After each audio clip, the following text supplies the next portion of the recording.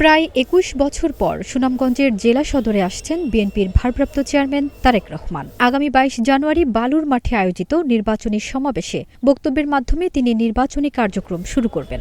দলীয় নেতারা জানিয়েছেন, সমাবেশকে কেন্দ্র করে প্রস্তুতিমূলক আলোচনা ও পরিকল্পনা ইতিমধ্যেই শুরু হয়েছে।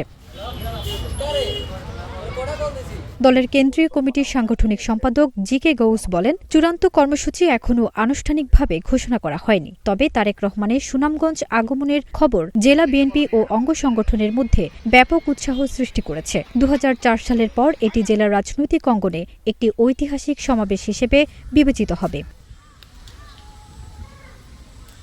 সম্ভাবনা রয়েছে যাত্রাপথে শান্তিগঞ্জ ও পাগলা এলাকায় সংক্ষিপ্ত সমাবেশও অনুষ্ঠিত হতে পারে।